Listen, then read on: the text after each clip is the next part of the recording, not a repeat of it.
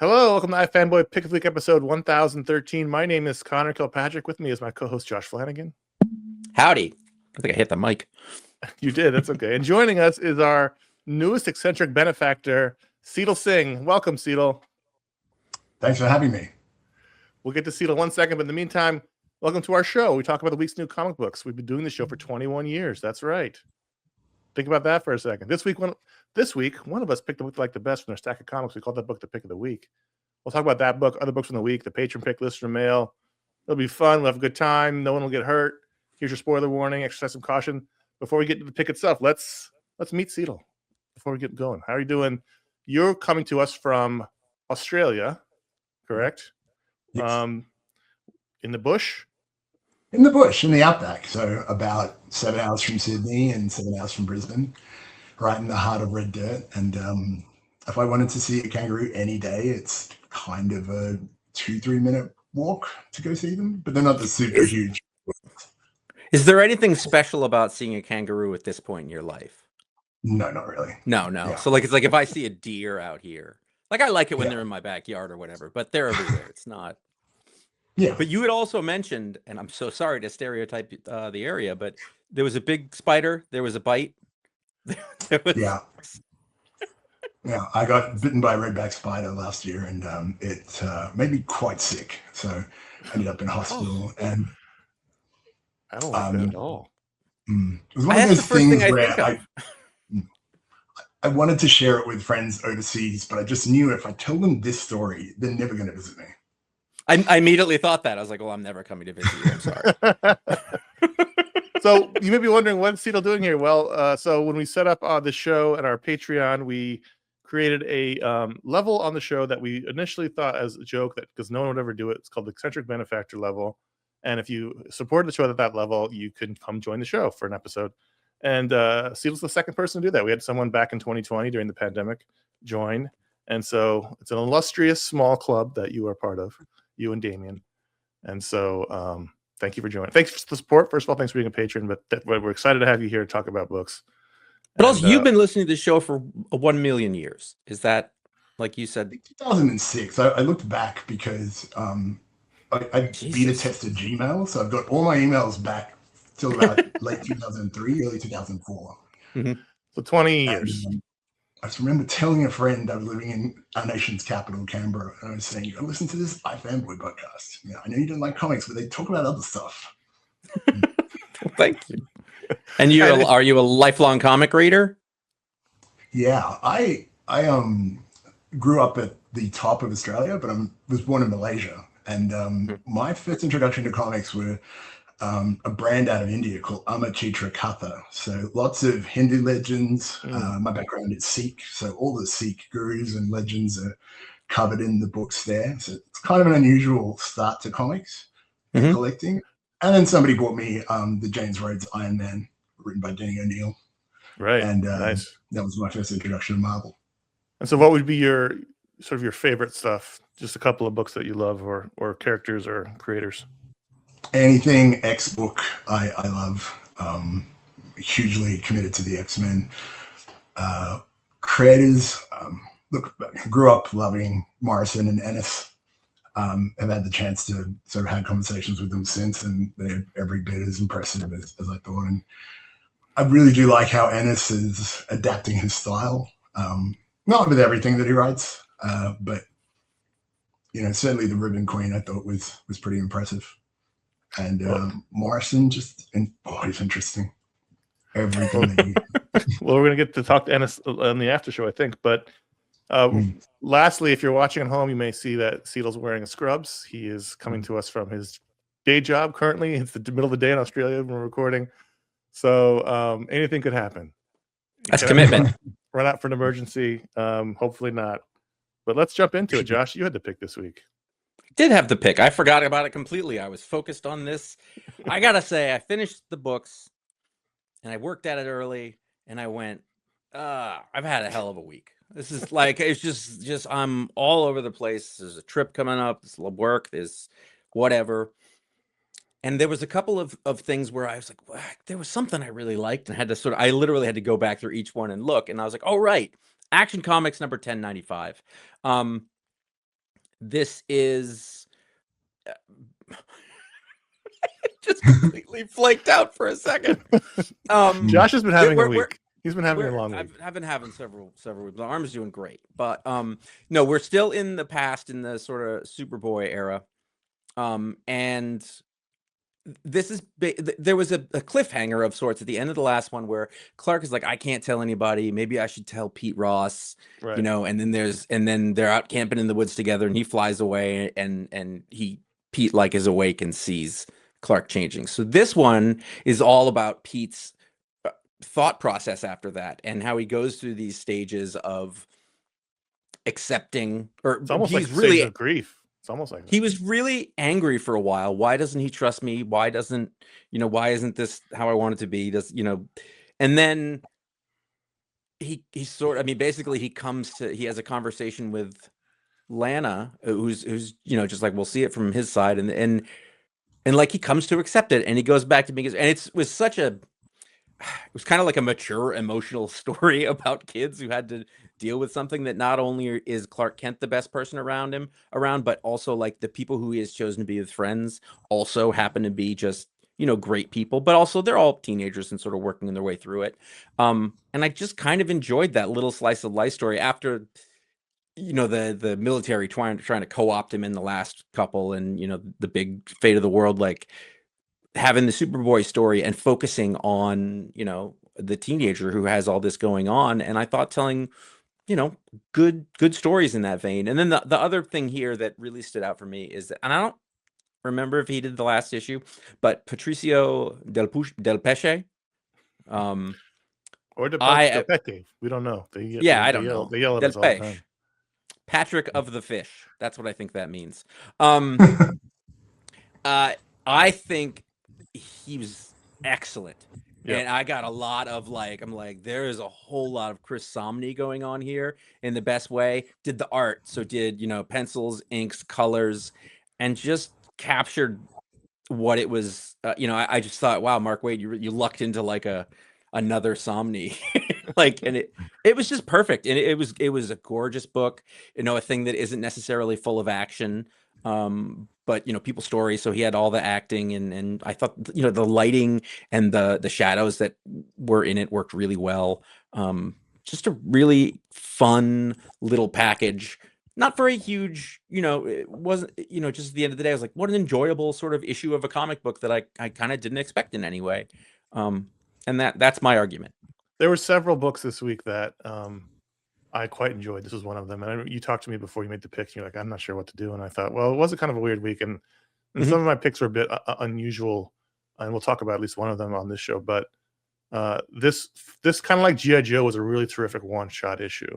And what I liked about this, especially for all the reasons you just talked about, was that the entire story happens where Clark's mostly in the background. This is all things that are happening that Clark has no idea that are happening. And he has no idea that his best friend's going through this whole emotional journey from being really angry and upset to going basically the stages of grief, to the point where by the end of it, unknowing to Clark, he's even helping him be Superboy. Like he goes through the entire journey of, I'm really mad at my best friend. I won't talk to him. I'm upset that he hasn't told me the secret. Now I understand why he has this secret. He won't tell me. Now I'm going to help him and be a better hero, and I don't even have to tell him I'm doing it. And I thought that was a really great journey for him. And like you said, it shows that it's not just Clark, it's Pete, it's Lana, his family. He has this whole support system that's helped him grow into who Superman ends up becoming. And then this Patricio Del Pesce art is wonderful. The whole book was great. Yeah, and it shows it is leaning towards the notion that Superman, yes, is an inherently good person, but there's a nature and nurture thing there. And if you look around at the nurture, like we've always known that the Kents are good people, and originally it's like, oh, we grew up in Heartland America and people know how to be there. But I like that his surrounding cast also, I don't know, like it's aspirational. All of this is aspirational. These are aspirational emotional beats. These are trying to be a good person, trying to be a good friend. You go through things where your feelings are hurt or you're upset about something, and then you work your way out of it and come, it's a very lower level of the aspirational nature of Superman. And so I liked that a lot. Sietel, did you read this one? I did. I enjoyed it quite a bit. Reminded me of two things. There's Doctor Who stories where the Doctor's in the background and you've got someone like Sally Sparrow in the foreground. And it's their story. You see the impact of a really magnificent figure and how they impact the life of somebody ordinary in comparison, and vice versa. It also kind of reminded me of those Spike Lee movies where he inserted himself as the best friend. Like, she's got to have it. I kind of felt a little bit of that reading this. And I love that conceit. Wow, I don't think we've ever had a "She's Got to Have It" reference on the show, but yeah, that's a new little corridor for us there. That's fun.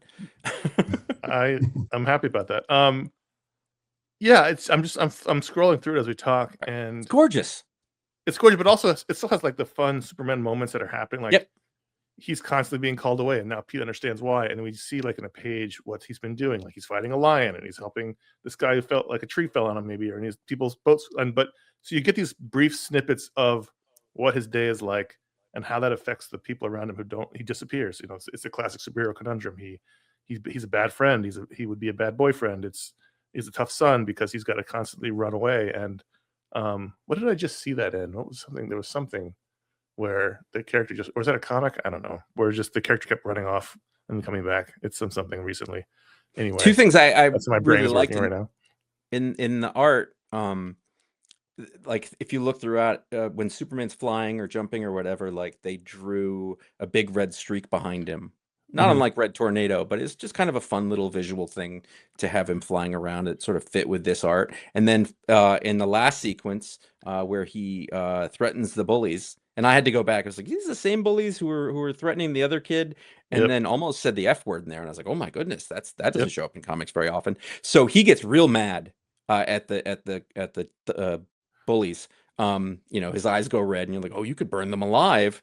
And then, because those are his friends, so he's taking that personally. And then at the end of the next page, he flies away from Lana, and he's trying to be all cool, and he has that mushy boy with a crush face with a little heart. Just really good. I hope Patricio hangs on the book, because the art's been there's been a couple artists of the books in this run so far, and they've been all right. This has been very good. You're going to see this artist more and more often over the coming years. I would be shocked if we don't. I was thinking of the scene from last week's Absolute Superman where he keeps running off while talking to Hawkman. That's where my brain is conflating everything. 2 Superman picks in a row. Well, that was why when I started to talk about this at the beginning, I looked at it and I was like, wait a minute, is that John Kent? Is this what? Just because there's so many Superman books, I wanted to make sure I had picked the correct one. This was very good. And I just love that we're still getting these. It fits in the overall arc of what Mark Waid is doing here, but it's away from that military story. This is going to be my discussion of G.I. Joe in the after show. It's just telling a different thing that fits in the middle of what we're doing. I consider G.I. Joe as a pick of the week, and I know it didn't make the rundown, but I thought about it. It could have made the rundown, but that's a discussion for the after show. Special missions. Sorry. Let's move on to Absolute. He still has it to tell subtle, nuanced stories. It's pretty impressive. Mark Waid still got it. He's one of the best. Yeah. We could have had him on Action Comics for years and years and years. Yeah. And Dan DiDio said no. They didn't like each other. It's a problem. Action Comics Wonder Woman. Nope. Absolute Wonder Woman 2026 annual #1. This is Kelly Thompson doing the annual, and Matea that one. Eulis. Matea di Lui. I don't know. Didn't that person do other arcs in this book? I'm pretty sure. Possibly. Weren't they the fill-in artist for Hayden Sherman? I think so. Anyway, this was really good. This was a nice, again, one shot. It's an annual, but story of tying back into a previous arc with Medusa and Wonder Woman going back to save Medusa and do it in the most Wonder Woman way possible with still some big action and really great art. I thought this was a really good issue. Josh? Absolutely. I think it's just occurring to me that Absolute Wonder Woman is really one of my favorite books. And when an issue comes out, and I saw it was an annual, so you sort of do the peek. You're like, is somebody else right? Is this Frank Thierry? Okay, good. It's Kelly Thompson, and I love spending time with this character because same thing. She's like an absolute good character. It's funny because they're supposed to be in the dark world or whatever, and she's completely She's not Well, that at all, which she shouldn't be. It's the very first page where she saves the kids in the fire, and she looks like a demon. She's wearing her helmet, and she's yeah.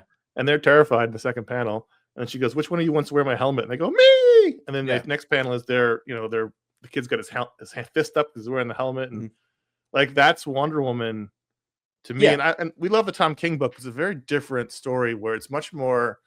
There's a lot more gravitas in that book. There's a lot more weight of the world on her shoulders in that book. Whereas here, there's certainly serious stuff, but it feels more fun, and it feels more. But it's not lighthearted, but it feels more fun a little bit. She's also doing that thing where like she's just a good, big-hearted, caring person. So like the point of this issue is that she spends a few minutes in Medusa's shoes and realizes that the big scary problem with that is that no one can look at you and how much that would hurt. And I was like, that's brilliant. That's a brilliant notion that I've never, Medusa is a thousands of years old story.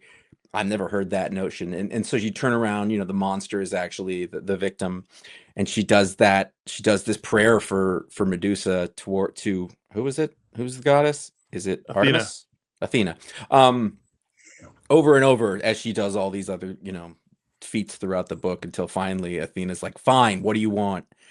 And just all the sort of Olympian god trickery and misdirection is a thing that Kelly Thompson does really well. I have not always found the Greek god subplot of these to work very well, but it's very well applied here, I think. And at the end, it's not a big fight. It's sort of being like, I'm here to help you, and convincing the monster that they need help and connecting, and it's sweet. What do you think, Sietel? Did you read it? I think the impressive thing about Absolute Wonder Woman is she's a great negotiator. The negotiation with, I thought was really invigorating to read. A couple of things like the chess game I thought were a little cliche, but then again, I did think that. Kelly Thompson is being a fabulist here. She's telling fables, so it's got to be accessible. It's got to be resonant. And then when the conversation comes to making a deal with Athena or with Medusa, I think the Medusa one came a little too quickly. I would have loved another page between them. But then how desperately lonely was Medusa? She was probably aching for that empathy. Yeah. It's another example of like the kind of story, just like Action Comics. This is like, man, this is aspirational because it is inherently empathetic. It's taking the best possible measure. Like, this is superheroes. This is why I'm here, is especially now more than ever, is just like, these feelings of good people doing good things because they can and they should. And you mentioned it earlier. I mean, think about when someone turns their back on you, it's emotionally hurtful. But think about the entire world, not only not looking at you, just turning their back on you.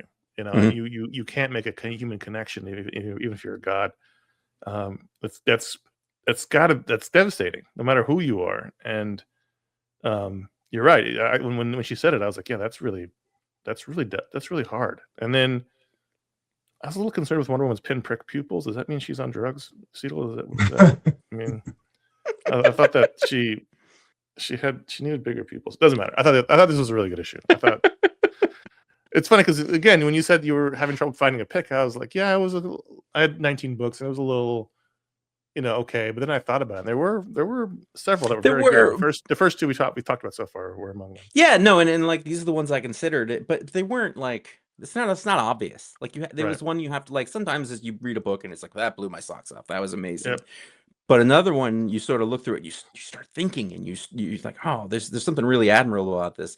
And at the same time, you don't want to just say, oh man, Kelly Thompson's still really good. But that is a big part of it for me, is that like I'm a huge fan of her work, and the fact that she just keeps getting exponentially better. It's crazy that she hasn't found her ceiling at all. It doesn't feel like. From a business side, I'm happy that she's on a hit. Like me too. She's so long bounced around and done great work on lower tier books. Stuff that hardcore fans will read, but not like.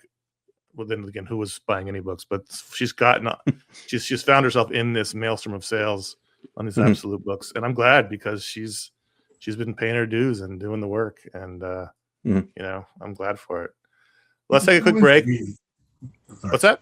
No, go ahead. Oh, I was just saying, Wonder Woman's such a starchy character. You know, she Mhm. always comes across as very stiff and formal, and there's a humanity that Kelly brings out, which is new to me.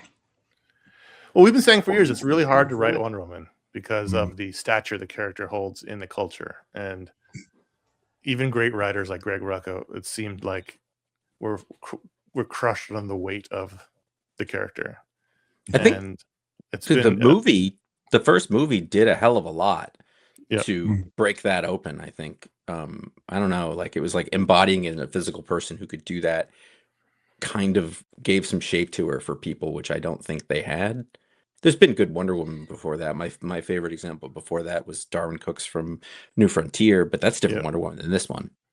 She's more It of the also wasn't a warrior. Wonder Woman book. Like she can be great in team Right. settings, but Yes. there's something to the Wonder Woman on the title. Have either of you ever read a great Wonder Woman run? Not now, but like, you know, whenever before. Well, I mean, I read some of the Perez run. I really think that groovy 70s run Hmm. from Wonder Woman 178 was magical. I love it. You're The Perez better at run- this than us. no, the Perez run was really good, but that was in the 80s, you know. So Right. It's 40 something years ago. it's been a long time, and this book's For great. that 70s run where she's, you know, learning martial arts and she's got a martial arts mentor, sensei.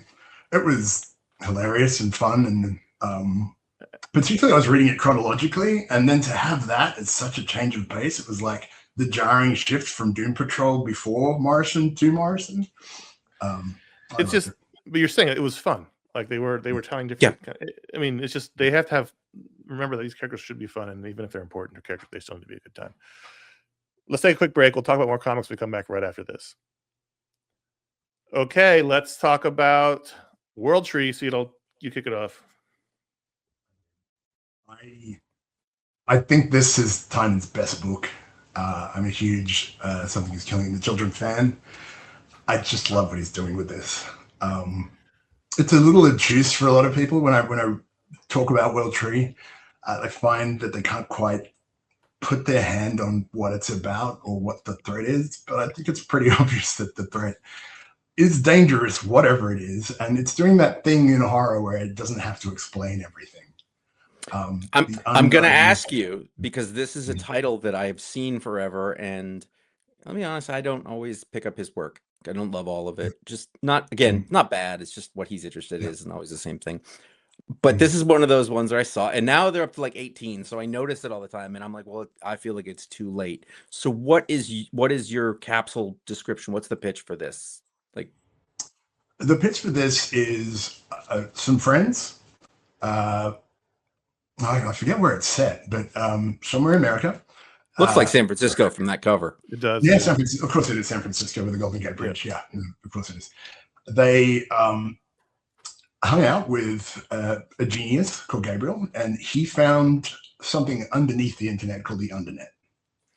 And it's playing with a lot of the concepts of what we think the internet is. And Tynan, maybe not as much as Ryan North, is good at making you feel smart and stupid at the same time as you read it and understand what's happening. But eventually you get back to smart so that, or at least I do, so that I'm thinking about something I've never thought about before. Because we know about the dark web and the underbelly. Sure. And this is another dimension that's right there. And it's way more threatening underneath that. And so these four friends go about discovering the internet, arguing whether or not they can harness its power, and then they make a decision that they're going to shut it down. But in the meantime, Gabe's younger sister, Sammy, gets sucked into it, and she is the iconic Dee Antwoord-esque naked woman that is frequently on covers and is sort of the iconic character of the series. What's the horror it's element? It's a supernatural undernet. Yeah. Oh, okay. It's played supernaturally, but there are hints about a scientific explanation for it. Mm-hmm. I mean, this is one of those series where he could mess up the landing when he does land it, and I think it would be a terrible shame. I mean, I'm not sold that he's completely figured out how he's explaining all of this, but he's good at drip feeding the mystery. And its pacing in this book's a lot better than I think it is in some of the other books. I think Something's Killing the Children's pacing has fallen off the wagon, and I still find this pretty tense every time I'm turning the page. There can be a gap between issues, but then I'm there. I'm back in this world. Mm-hmm. And there are FBI agents that are trying to understand why certain kids, there's a whole segment with brothers and a sister that have tapped into the internet, and the younger brother goes and kills a bunch of people. And he's got these tattoos on his back, this sort of digitized, otherworldly, and they're trying to figure out how they can bring him back from the brink, how they lost him. And so there's an FBI agent called Silk, who's probably my favorite character in the series, who's, you know, really testing that credulity about what do I understand, what am I willing to believe, how do I get it back to facts, who do I hold to account. Yep.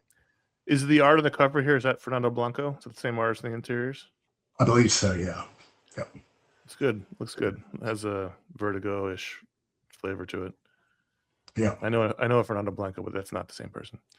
You know, this issue has a little bit of sort of inherent comedy where Silk is talking to her gopher, and you've got people robbing houses, and they're kind of overhearing what's being said, and they're interested because they think, you know, that's interesting. People are explaining why we've got this post-apocalyptic situation where the internet is shut down.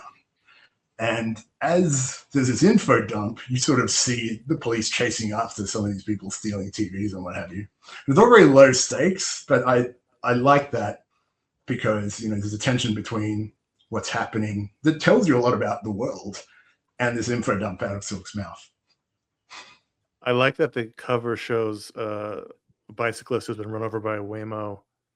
I was in San Francisco once for WonderCon, and I was in a cab going back to our hotel, and this is well before Waymo. This was like 2009 or 10, and the cab driver just hit a guy on a bike and kept on going like nothing had happened. And it seemed to be a San Francisco. It wasn't like he didn't like knock it. Like they bumped, and he just San Francisco is fun.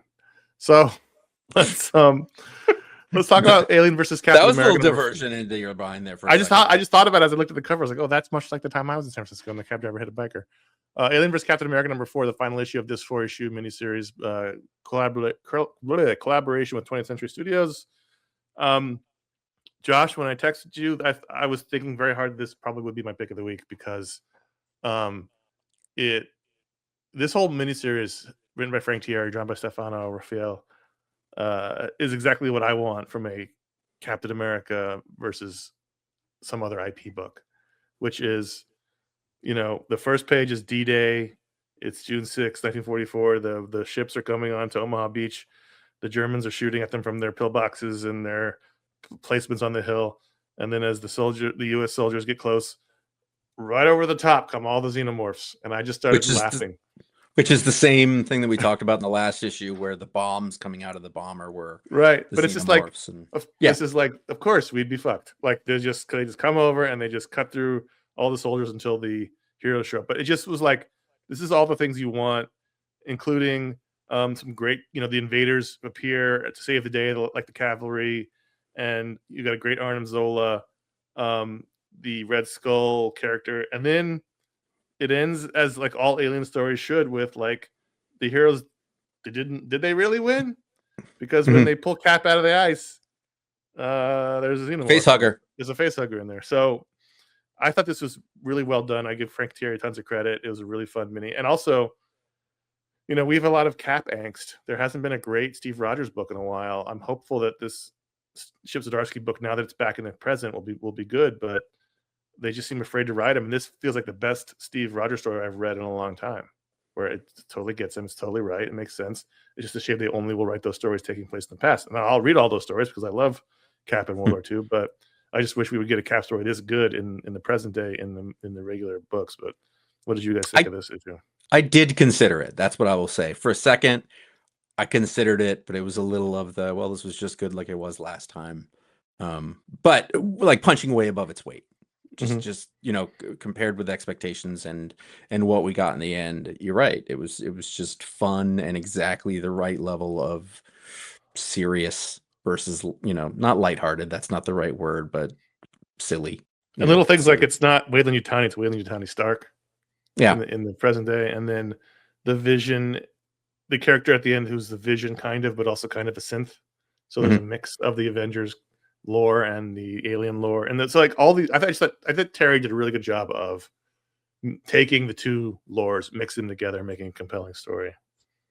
These have all been we've been enjoying all these alien books. They've been fun. What did you think, Sietel? You know, it's the funny thing about Xenomorphs now is I constantly am sent memes and videos because every AI generator can do Xenomorphs. Oh, They'll cut out other characters and other people and famous people, but they'll do a Xenomorph. And so they've now become so accessible and corny. And I don't think Alien Earth helped that necessarily. So it's good to see them threatening again because that's where they're at their best. Yeah, I mean, I shouldn't have been shocked because it's out of continuity or whatever, but like, you know, they kill most of the invaders. Union Jack dies and Spitfire dies, and does Namor die? I can't tell. A bunch of the people die. All I remember is he yelled Imperious Rex. So Nick Fury dies. Like, yeah, it was a major, but heroically. Battle. Sure, of course. And then one of the other Kree who is not Marvel gets turned into a Red Skull with that gas. Like, it was really compelling and interesting and fun, and Cap ends up Cap. I can't say words today. I don't know. Decapitating? I didn't really eat lunch today. I can't say. It's not decapitating. Decapitating. I don't know what's happening to my mouth.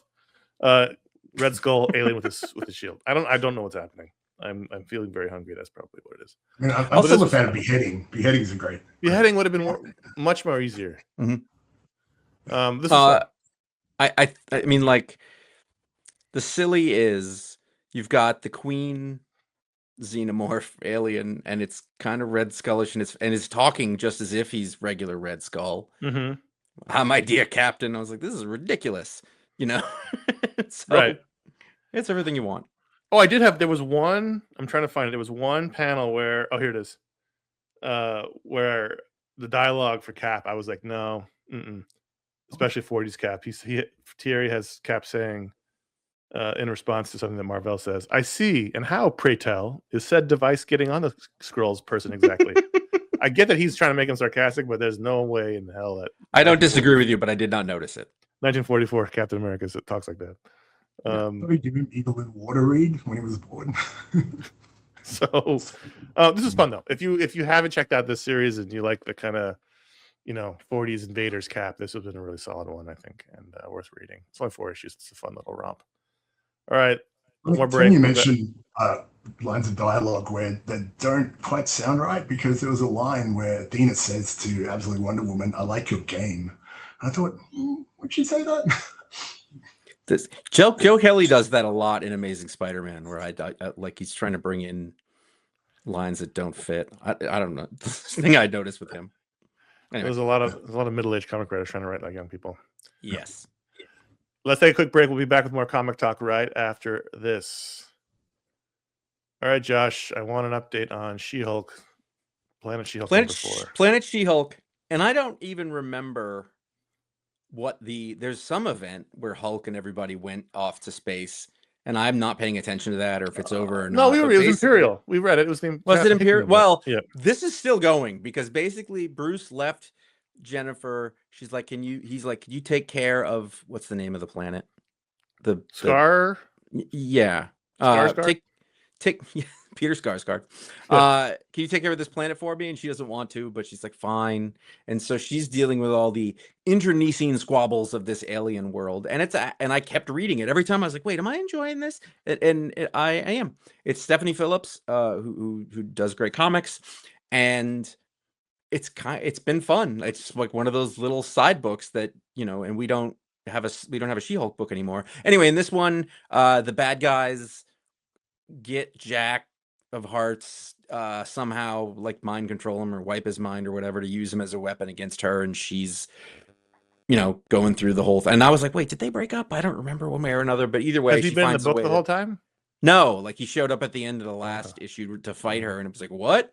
And she basically she's remembering fondly their relationship, and then she's like, he's not in there. There's none of his spark or whatever. So she figures out some way to superhero-y throw him at the sun and catch him, and then it knocks him out of it, and then he comes back to life. But you know, it was sweet. It was fun. I really like this little book, and I like that it's part of a thing that I'm paying no attention to, and I don't know what happened, and this is still going on. So whatever, it's cool. Well, you read Imperial, and it's only really happening in here and Nova. I think are the only two books that are really continuing the story. So you, in fact, are paying attention to all of it. But where's the Hulk though? Like that was the whole deal. Like the Hulk went off to do something with young smart Hulk. What's his name? Amadeus Cho. There you go. Yeah. I don't know. He's not in his own book, because he's doing more body horror over there. So she's still there. It's like they left her like to house sit, and then they never called her. Like, oh no, we're back home. We're done. You're good. So she's just we've been back for months. Yeah. Did no one call you? We don't have your email.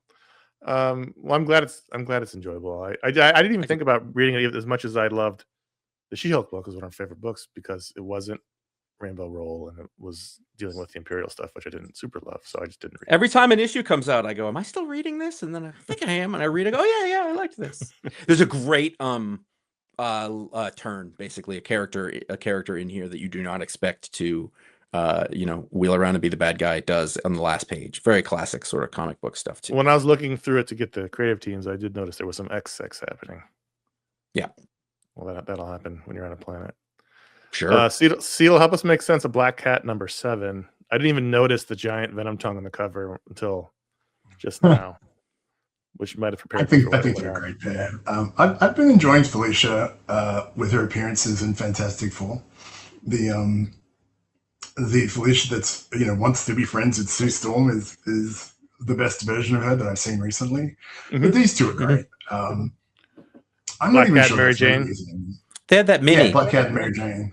I think they were frenemies at one point. Now I'm not even convinced. Well, they were frenemies, obviously, because of Peter, but then they had that miniseries where they both went to hell, and then they became sort of buddies there, and now they're sort of, they had that part of the Amazing Spider-Man series where they were sort of taking care of Peter together and let it sort of slide. But I love this book. I love Black Cat. I've read all the Black Cat series that have been going on recently. This is the first one. We talked about this a lot, but this is the G. Willow Wilson one, and taken over for Jed McKay, who's done the previous ones. Man, I know what you're going to say.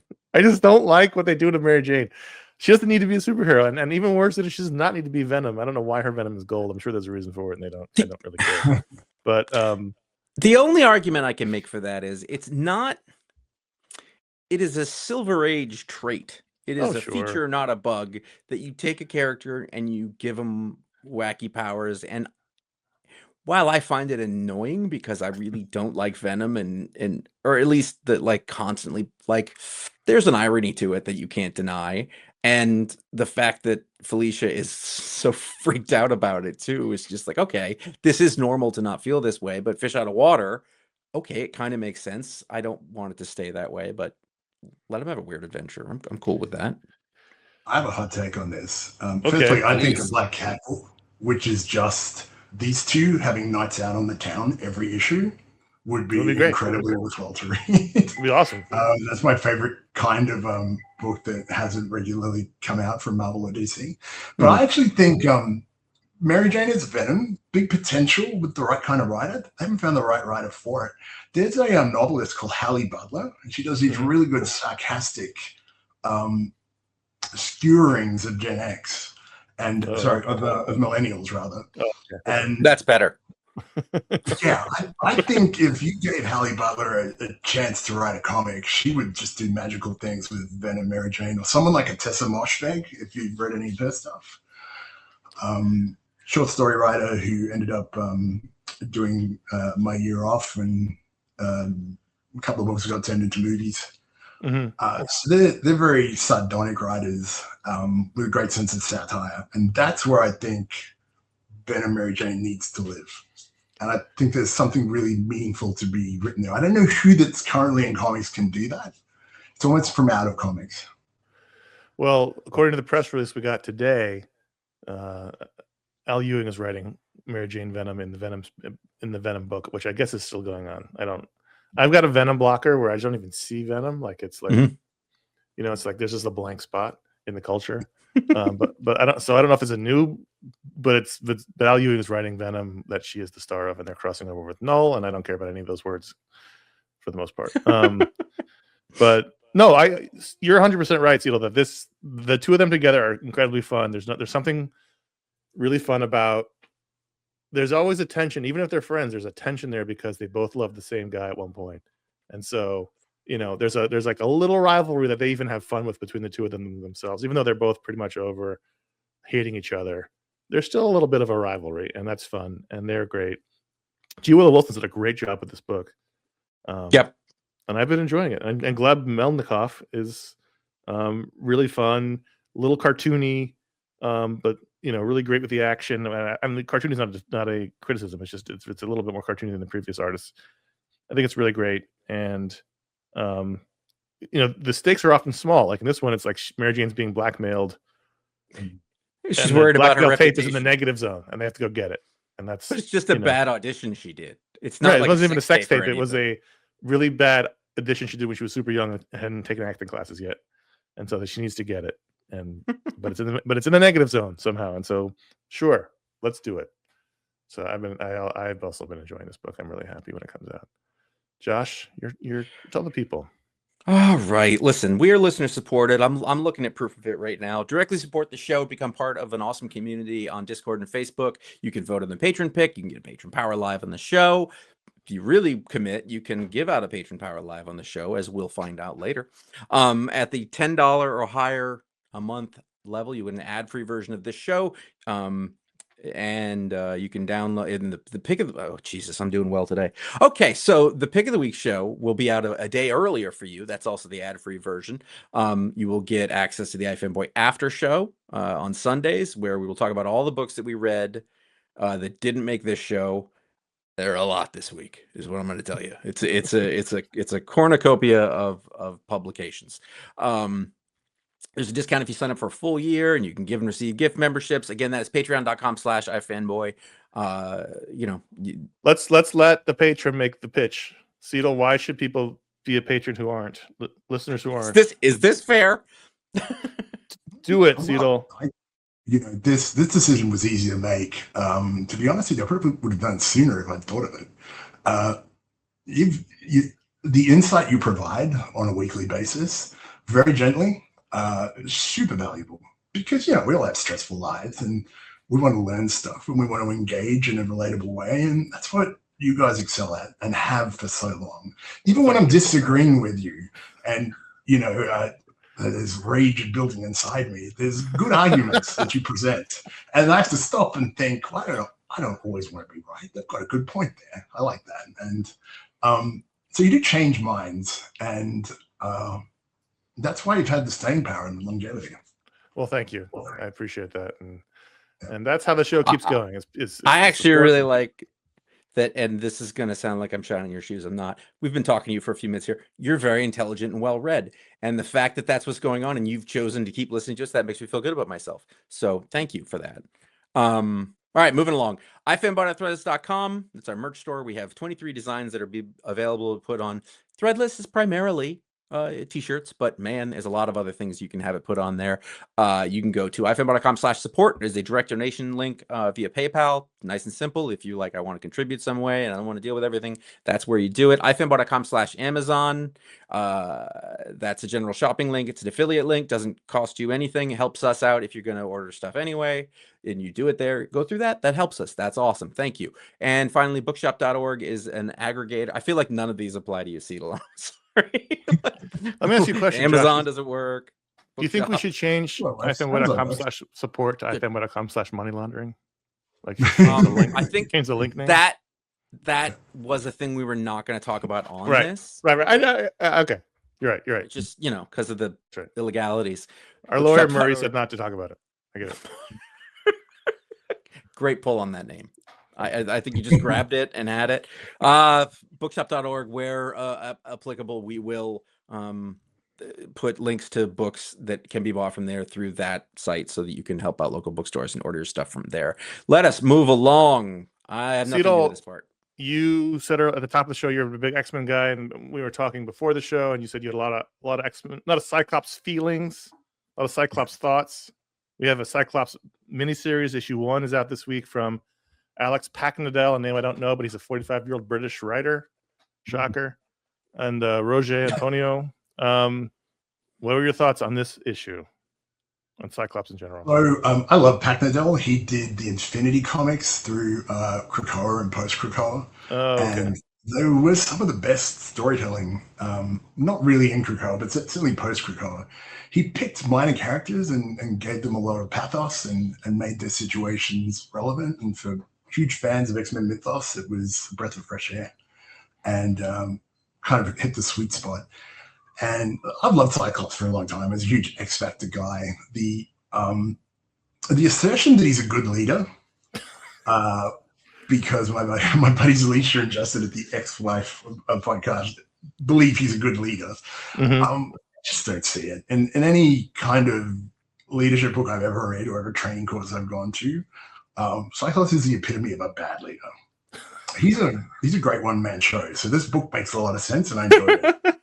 Well, I think first of all, I really like this issue a lot.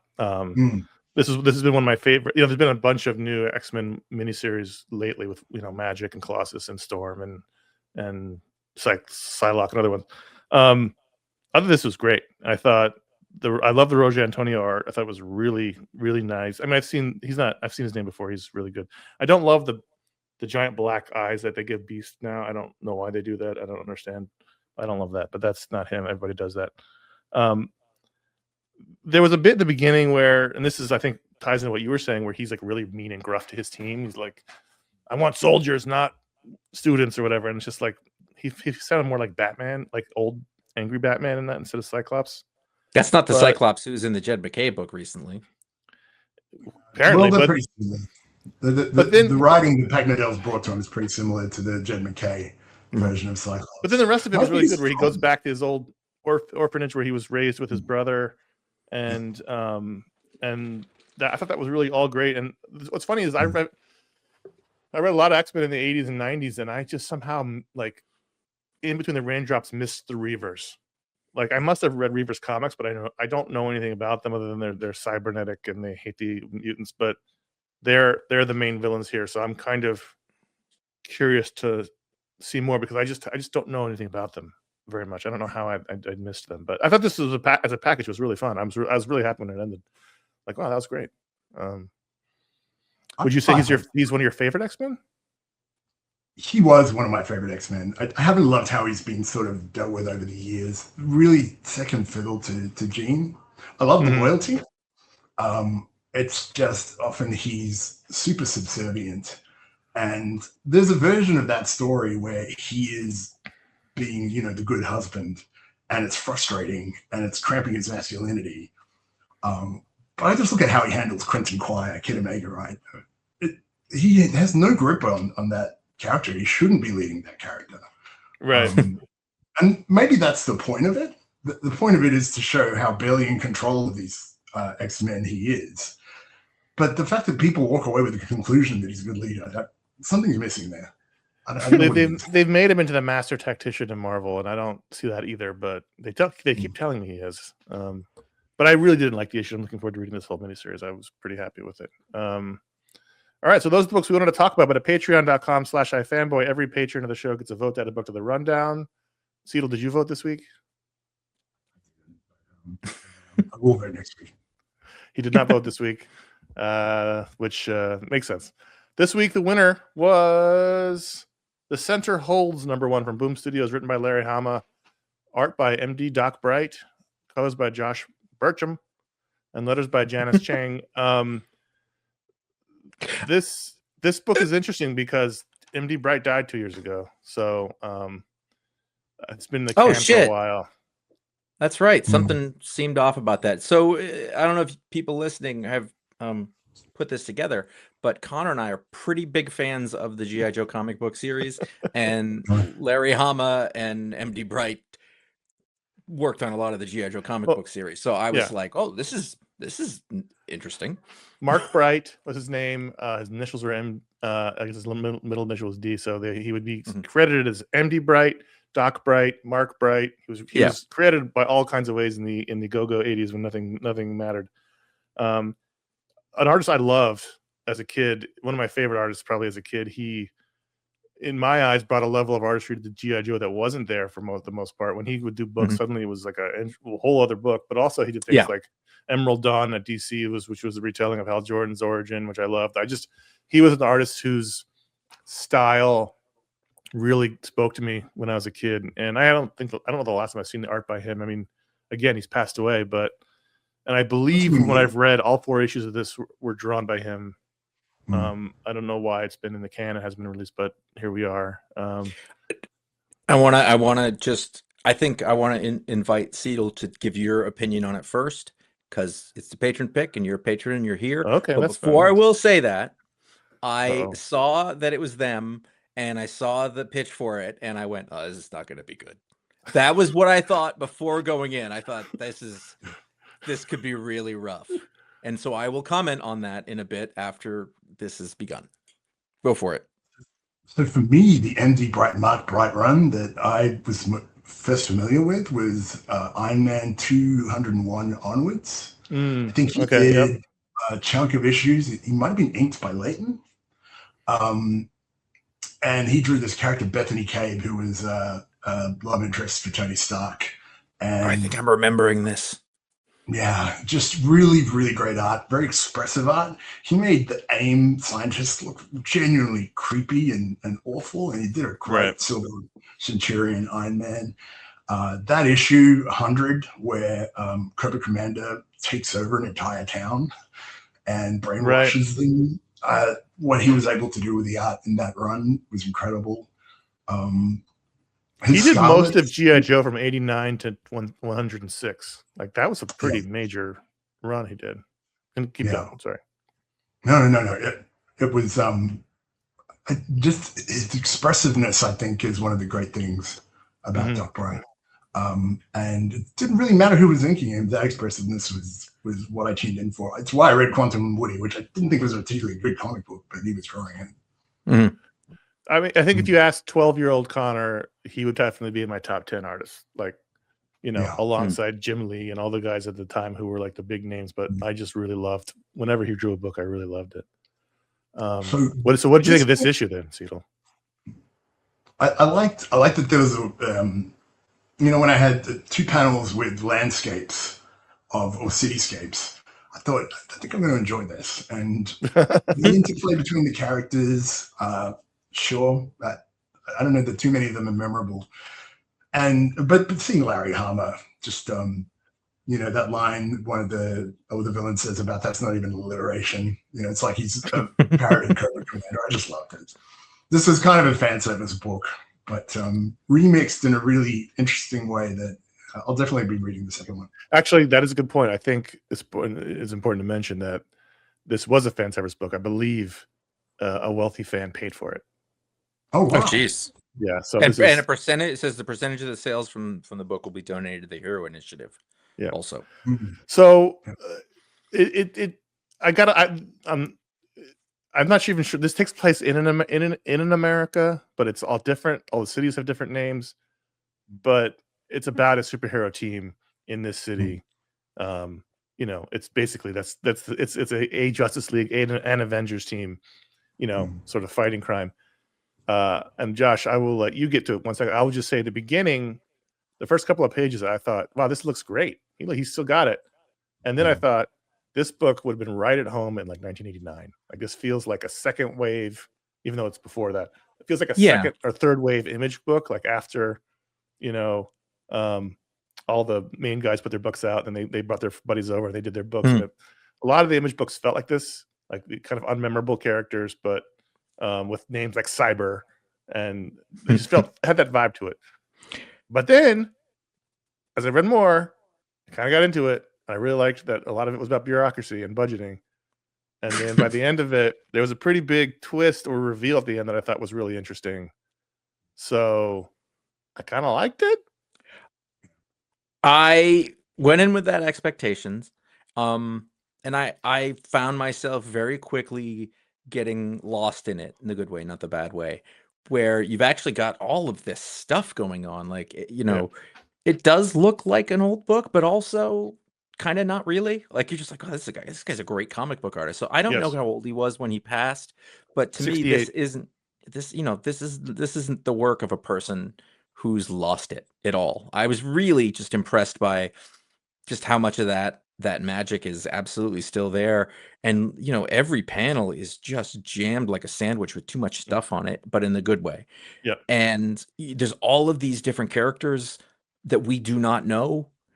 And I feel like I was not lost at any point. And I was so impressed by that. And then at the same time, you've got the Larry Hama, again, you want to talk about a guy who hasn't really lost a step at all, Right. being like really thoughtful and wordy, but in a way that I was totally into. I really enjoy the hell out of this.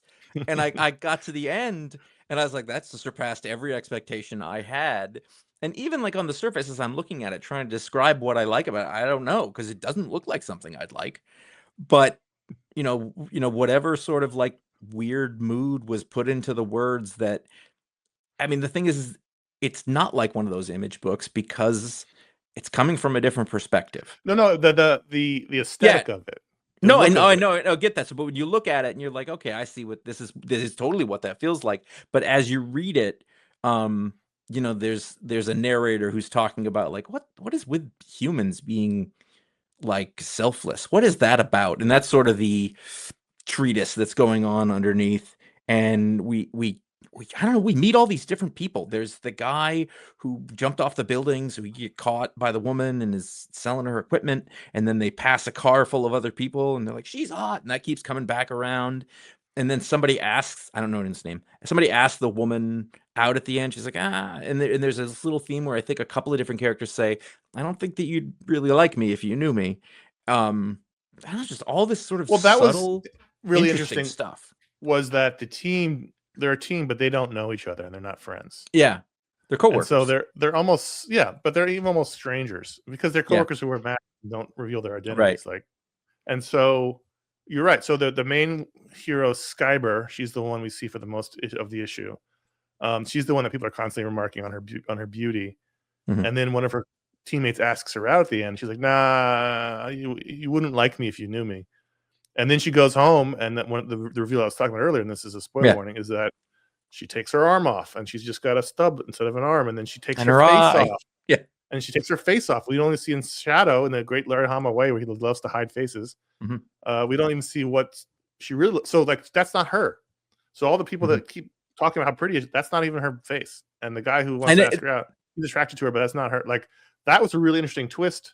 And also earlier somebody said something, guys, she probably has fake boobs, and I kind of noticed because it was like a weird thing to put, but then also she does, because she's all made up of fake parts. There was like a little bit in here where there's a character who's like a reporter, and the reporter transitioned but kept their names, and I braced myself a little bit because I was like, I hope these old men don't say something I don't want to hear them say. They didn't, I don't think. It was just sort of it was a little out of nowhere. I didn't know why that was. It was a little out of nowhere, but also like it wasn't necessarily unaccepting. It wasn't just like at all. Here's a thing that happens, but I did like, I was like, uh-oh, because I know that we're, these are an older man writing this. He's in his 70s, and but that wasn't like, I don't know. I just it gave me a lot that I didn't expect to be there. But in retrospect, why shouldn't I expect that? Like Larry Hama has written some of my favorite comic books ever, and it's all there. It's really good. They have their meeting around the big Justice League table, and it's like, they have to pay for the stuff they break in the city, including in the issue that like the wharf gets blown up, and so now their budget is blown, and they can't set up a trust fund for the younger heroes who will need it because they won't have regular lives or jobs. And like it was like all this stuff that doesn't go into and shouldn't go into nor should that's exactly it. But you can't. I don't want to know about insurance premiums. You can do this stuff in a non-Marvel DC book and make it really interesting. And we always joke about bureaucracy being funny, and we like that stuff. And middle management, Red Skull, which was like 25 years ago. but this was really digging deep, and like she's no, I've got my you guys are in my will, so the team will get my money when I die. I was like, it was like really fun and interesting, and then like, then all the other things that happened. Then at the end, you got this really horrific gulag that they're keeping the villains in. They're force feeding them with this gun of slop, and there's a lot here. I think it's only 4 issues, but I'm looking forward to reading them. It was a lot of pages. Spoiler It was alert. like 42 pages. It was 40 pages, like yeah, 42. Yeah. Larry Hama still blends silliness with the theater of the grotesque so well. Yeah, it's a great way and to like, put it. but also like an underpinning of just like kind of serious drama. Like he does everything at once, ahead of his time. So yeah, it was when it was picked, I wasn't sure what to expect. The cover didn't inspire. Nope. Who was the cover artist? It doesn't say.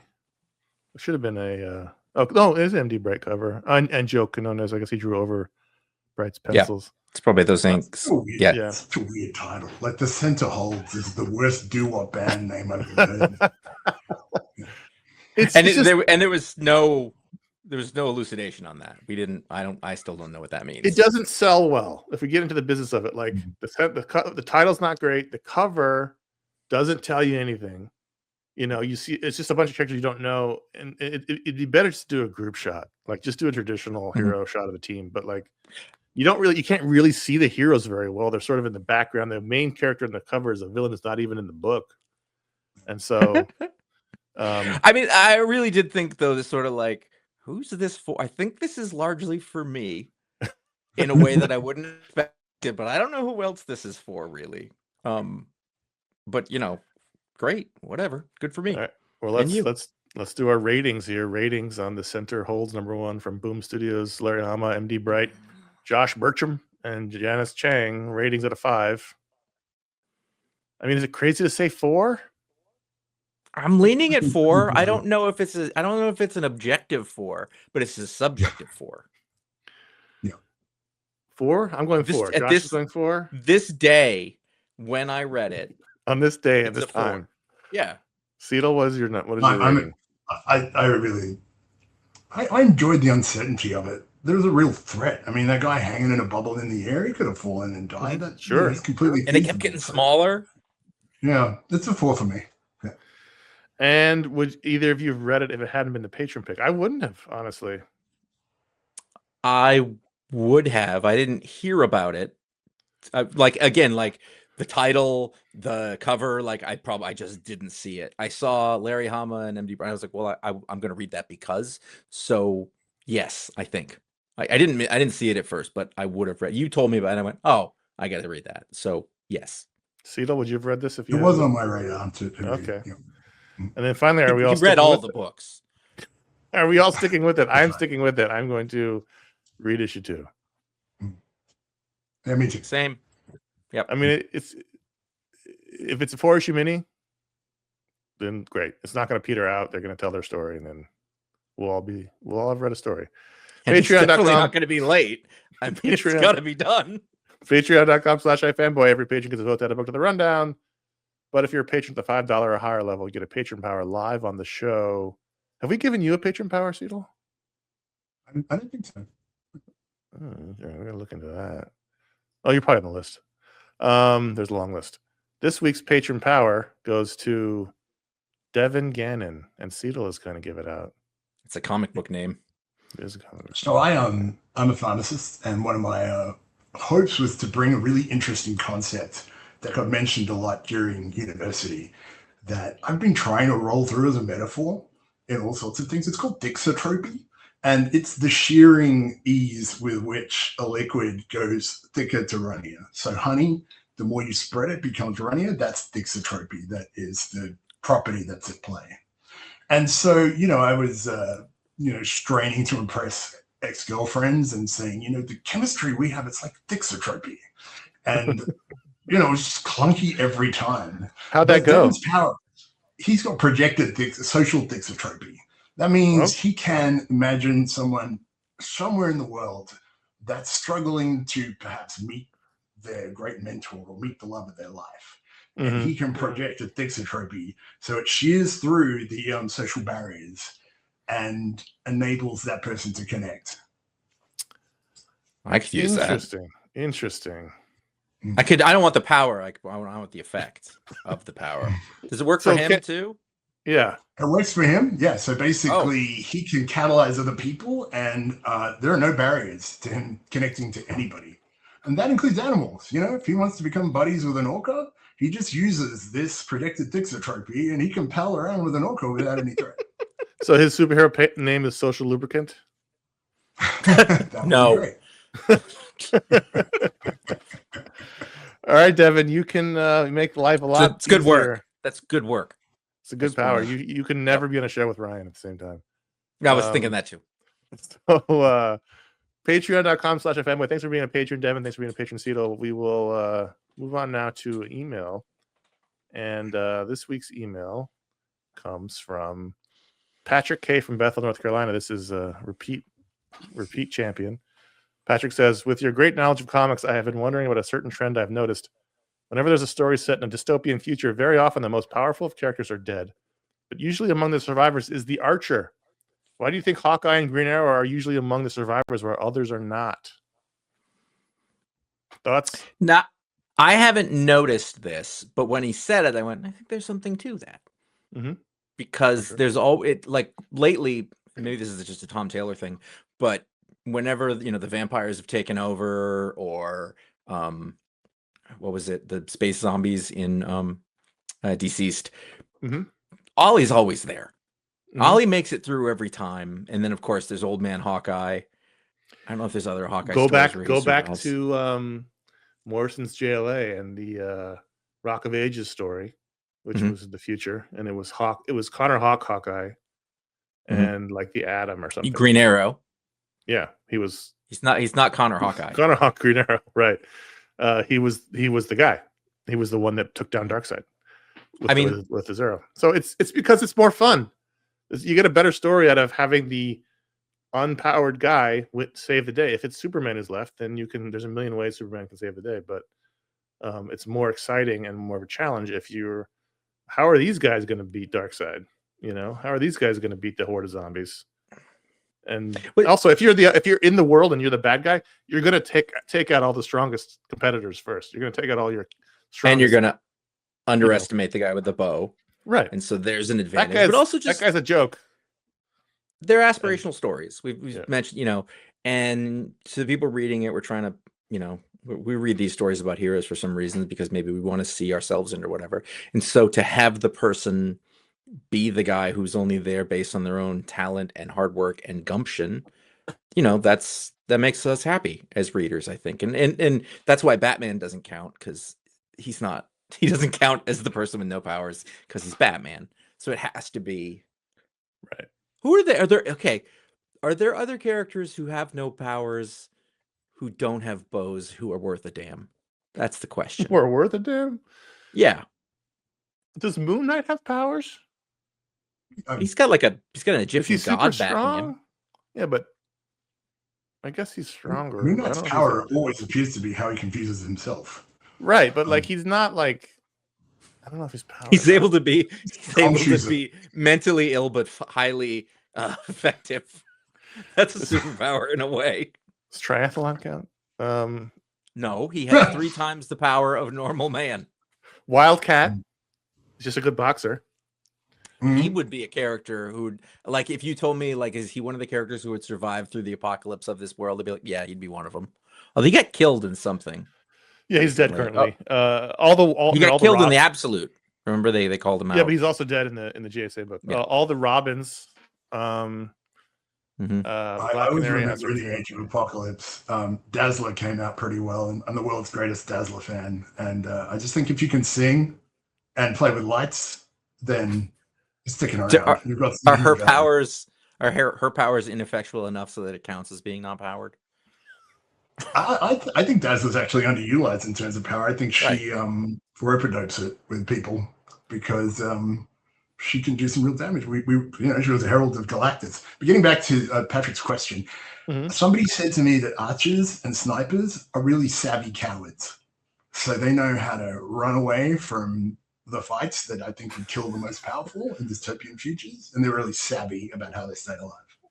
I don't know that I'd ever call a sniper coward, so I'll have. That sounds like a Yeah, no, they're just they're reducing their own risk by a lot and their effectiveness by a lot. That's just survival skills. Maybe that's another reason why the archers are there, because like it's literally when all of technology has failed and there's no resources or whatever, like you can find a wood, you can get some string, and you can be formidable, you know. So I guess it maybe the archer thing is there's like a caveman aspect almost, like Sure.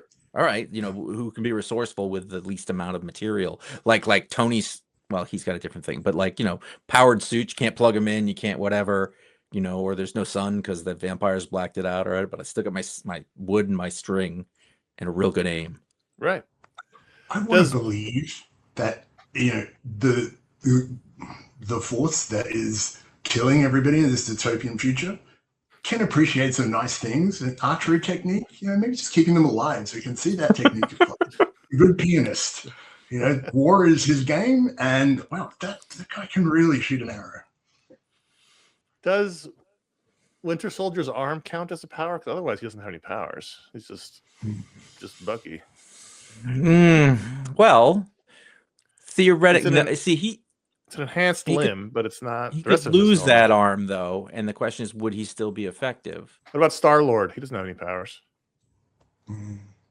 right? He's like half god, isn't he? But does it manifest in powers?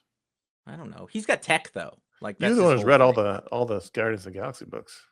You keep telling me that like I remember things. No, but I'm saying I've not read them, so I don't know if he has powers that manifest. I just thought he was. I don't think so.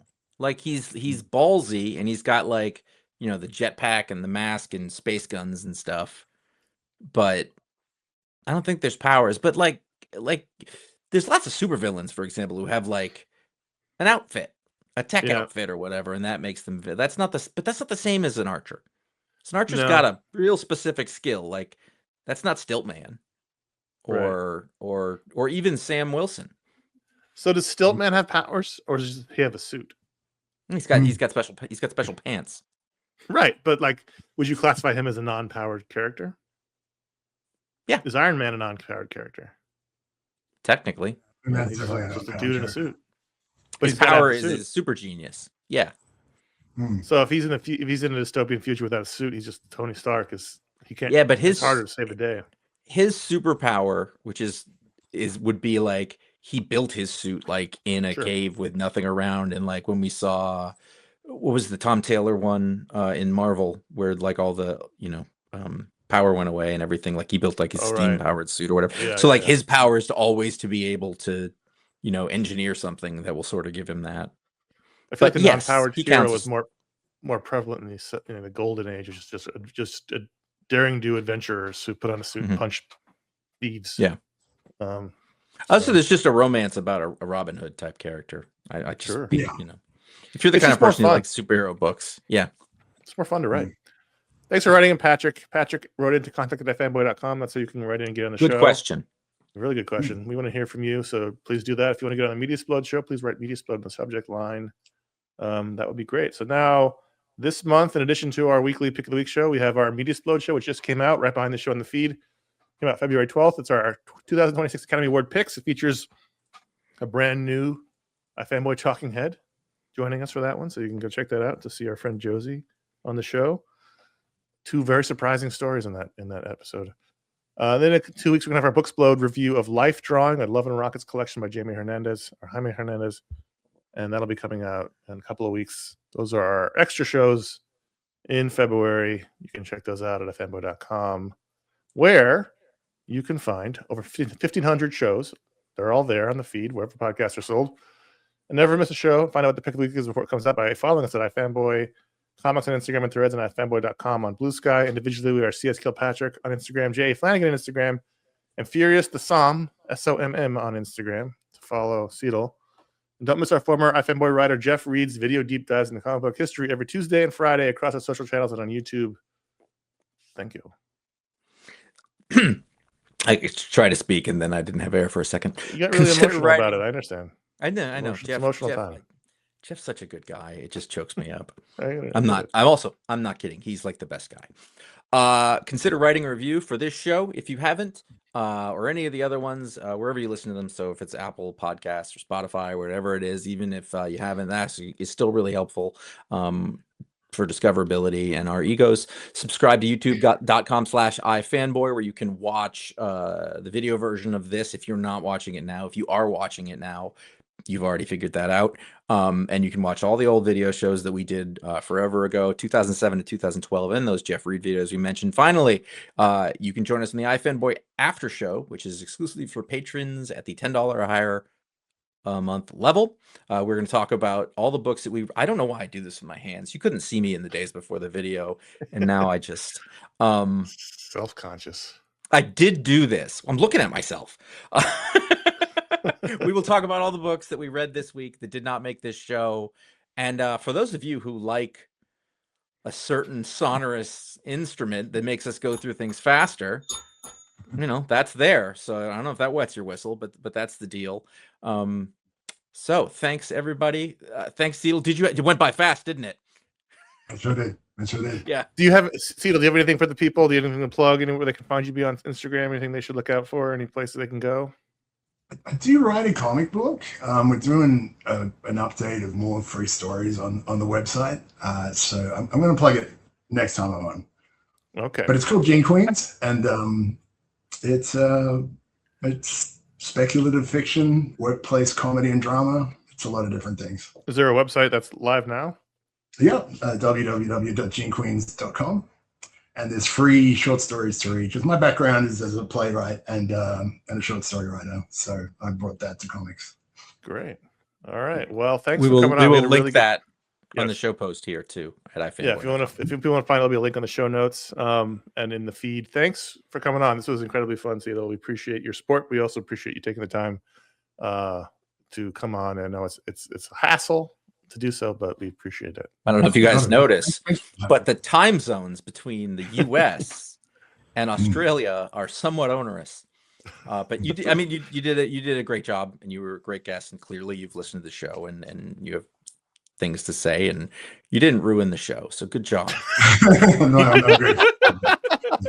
Because I was telling Conor that when I play the show, I'm constantly kind of interjecting and yelling, but you can't hear me. So it was good to actually. We can hear you. We're just ignoring you. Yeah. We ignore everyone. All right, that's it for this week's show. Thanks for listening and watching and being here. My name is Conor.